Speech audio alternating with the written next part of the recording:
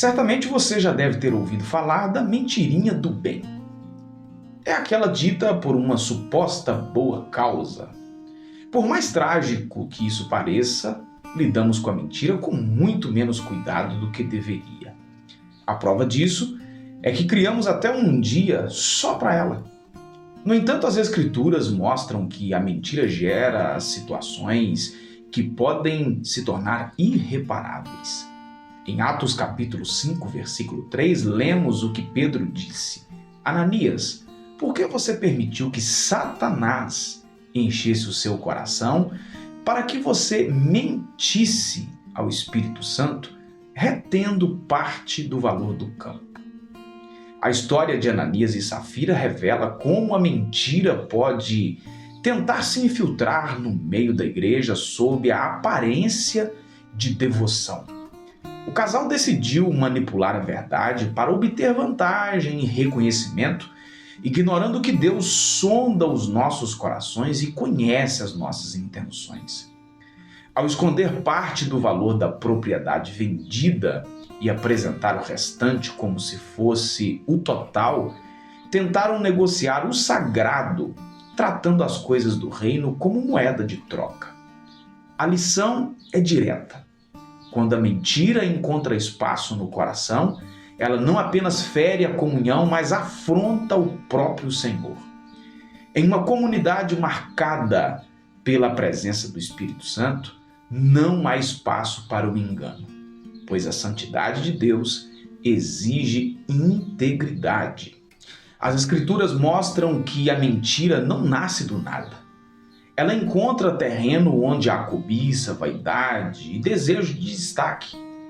Foi nesse espaço que Ananias deu lugar ao adversário, permitindo que a falsidade ganhasse forma em seu coração.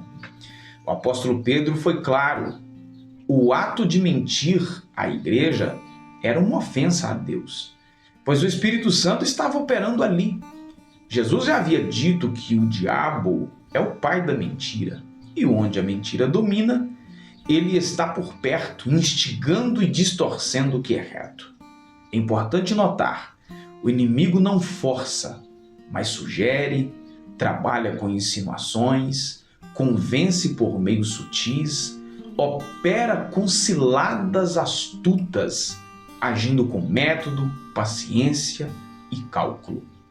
Por isso, vigilância e sobriedade não são opcionais, são proteção. Onde a verdade é amada, a mentira perde força e o coração encontra segurança no temor de Deus. A mentira é uma escolha moral, não uma fatalidade. Ananias e Safira decidiram, de acordo comum, ocultar a verdade e apresentar um gesto parcial, como se fosse entrega total. Nada os obrigou a isso. A propriedade era deles, o valor estava com eles, a decisão também estava com eles.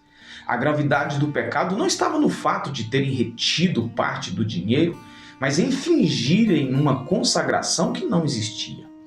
Esse tipo de engano corrói a alma, abala a confiança e fere o corpo de Cristo. A raiz desse comportamento costuma brotar do desejo mal conduzido, quando a vontade, atraída por interesses, concebe o pecado. A mentira aparece como um atalho viável, mas atalhos espirituais cobram caro. A palavra chama o discípulo à transparência. Quem confessa e abandona encontra misericórdia. Quem sustenta a máscara colhe ruptura e perda. Verdade, arrependimento, sinceridade de coração mantém a consciência leve e a comunhão saudável. Quando a santidade de Deus se manifesta no meio do seu povo, há reverência. Foi o que aconteceu após o juízo de Deus sobre Ananias e Safira. Um santo temor tomou conta de todos. Não se tratava de pânico, mas de profundo respeito diante de Deus, que vela pela pureza da sua casa. Esse temor não enfraqueceu a igreja, pelo contrário, a fortaleceu. A disciplina do pecado abriu caminho para maior operosidade espiritual. Muitos sinais foram realizados pelas mãos dos apóstolos. Comunidades que tratam o pecado como pecado, sem relativizá-lo, tornam-se claras em seu testemunho e eficazes na sua missão. A verdade liberta, une e impulsiona, enquanto a mentira confunde, divide e paralisa.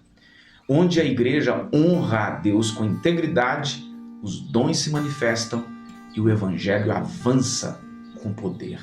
É possível acostumar-se ao pecado, arrumar justificativas e seguir adiante como se nada tivesse errado. Mas não é possível enganar a Deus.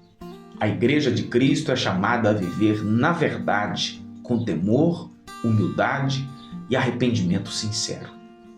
Quando há transparência diante do Senhor, há vida, poder e alegria na comunhão.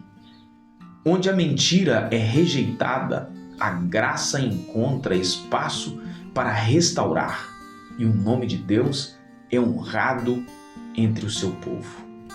Nada podemos contra a verdade, senão pela verdade. Fale sempre a verdade, ainda que isso lhe custe um preço alto. Que Deus te abençoe.